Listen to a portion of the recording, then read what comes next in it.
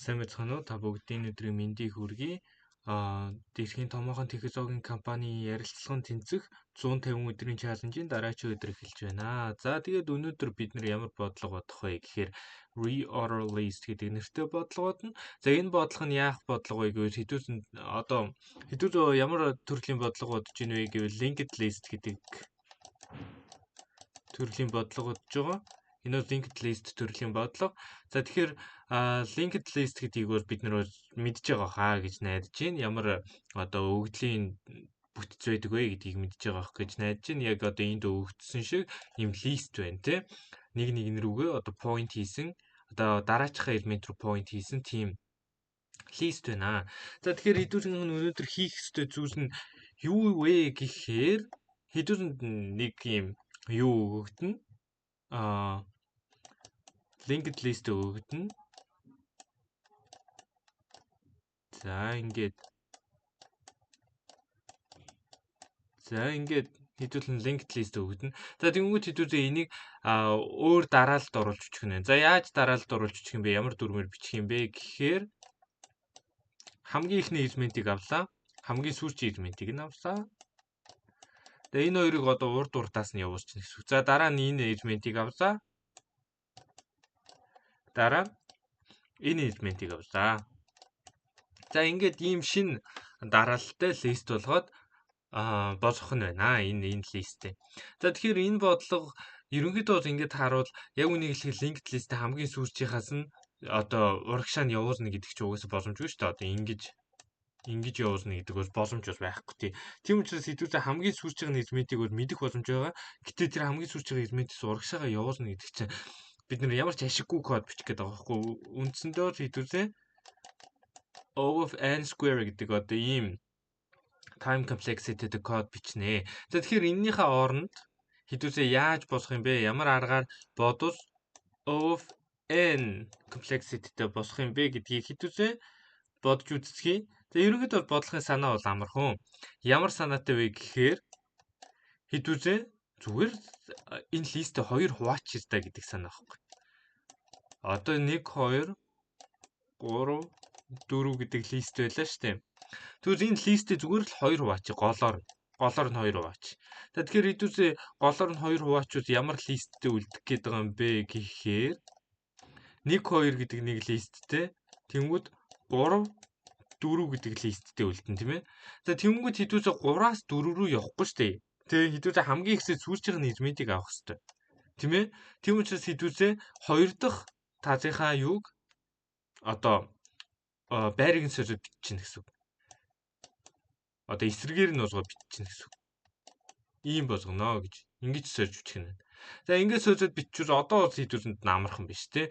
1 2-ын голоор 4 ороод тэ зүгээр 1-ийн 2-тэй хийж байгаа юуг нь 4 рүү болгоод 4-ийн 3 руу чиглүүлж байгааг нь 2 руу болгоод 2 2 чин юу руу чиглэх байгаа шүү дээ тий. Тийм учраас тэрийг 3 руу.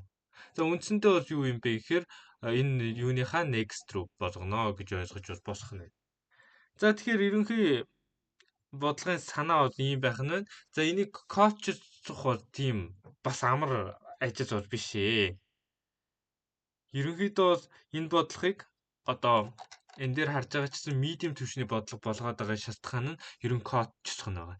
За тэрнээс биш бол энэ ерөнхий санааг нь ойлгох, ерөн яаж бодохыг нь ойлгох бол ерөнхийдөө амархан байх нь байна. За хэдүүлээ коучж үзье. За хэдүүлээ бодолт руу орцгоё. За бодолт нь хэдүүлээ яах вэ гэхээр хамгийн ихдээ ярьсан шүү дээ тий. Энэ листэ 2 хуваачи гэж хэдүүлээ ярьсан шүү дээ тий. Тийм учраас 2 хуваахын тулд хэдүүлэнд нь юу хэрэгтэй вэ гэвэл slow гэдэг нэг pointer хэрэгтэй. Тэр нь бол 1 дахин 2 дахин удаан явна. За fast гэдэг pointer хэрэгтэй. Тэр нь 2 дахин хурд явна. За тэгэхээр хэдүүлээ яах вэ гэвэл угаасаа fast өгөөд fast-ийн next 2-оос юутай байхад бол болно шүү дээ. Яг тэр slow ч өөрөө 2 дахин удаан явах учраас хизээч null pointer руу point хийхгүй. За ерөн хоосон юу өгдөл бол хийж болно тий. Тэрнээс биш бол өөрөөр бол боломж байхгүй. За тэнгүүд яах вэ гэвэл slow нь бол удаан явна. За fast нь бол хурд явна тийм ээ. Fast нь бол яана. Fast нь бол 2 дахин хурд явнаа. За тэгэнгүүт эндээс хитүүзээ юу гаргаж авч уусах юм бэ гэвэл хитүүзээ 2 хуваачж байна гэд хитүүзээ ойлгочих уусах нь. За тэгэнгүүт 2 дахь хитүүзээ юугаа second гэд нэрвэрч байна та тий. Тэгэнгүүт slowy next нь second. Одоо тийм учраас slowy next гэдэг нь одоо 3 дээр ирчихнэ гэсэн үг байхгүй юу? Одоо slowy нь бас 2 дээр. Тийм учраас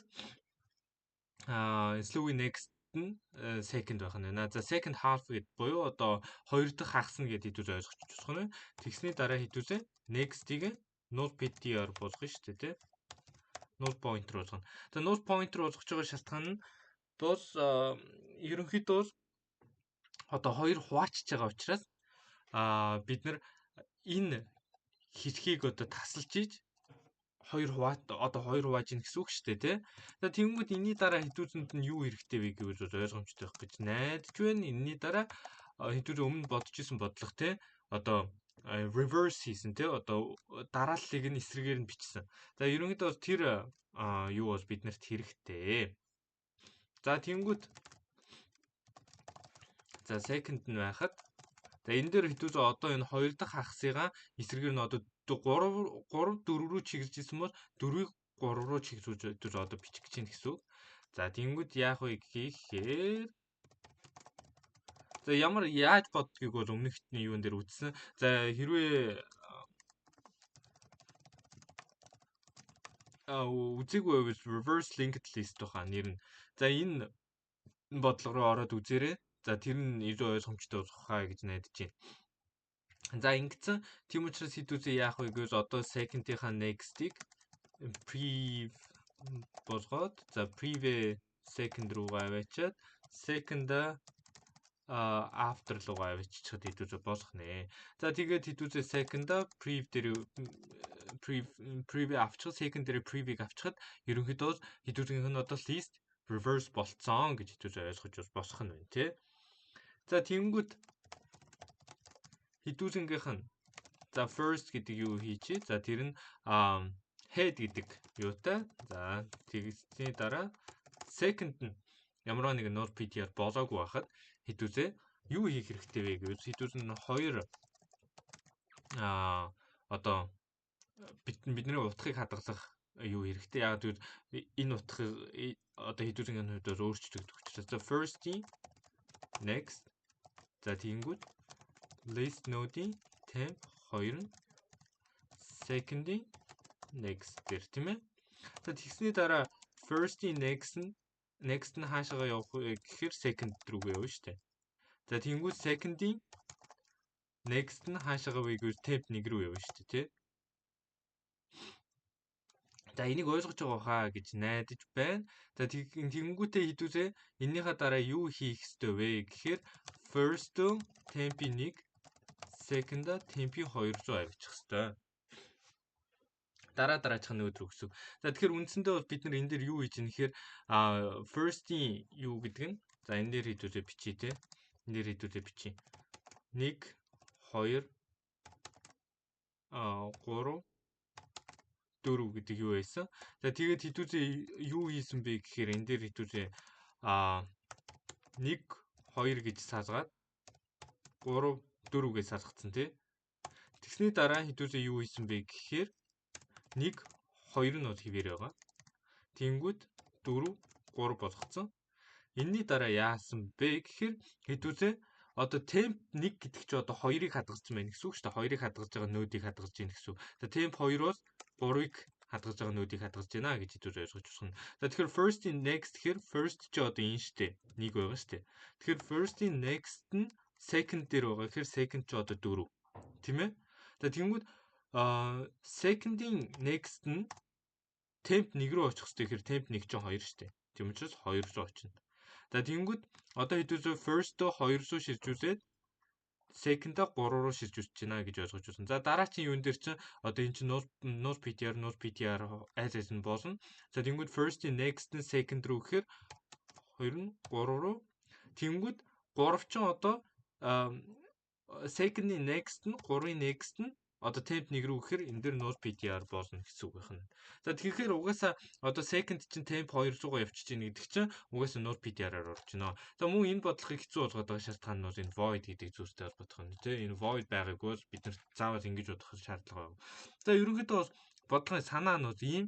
За анх ойлгоход бол мэдээж төвөгтэй хэцүү. Гэхдээ энэ бодлогыг дахин бодоод бас энэ бичлэгийг дахин үзээд байвал илүү ойлгомжтой болно гэж найдаж байна.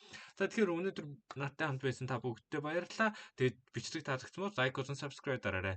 Мөн ойлгоогүй зүйл байвал комент хэсэгт бичвэл би дараагийн бичлэг дээр юм уу комент хэсэгт доор reply хийгээд хариулж өгч болно. За надтай хамт байсан та бүгдтэй баярлалаа.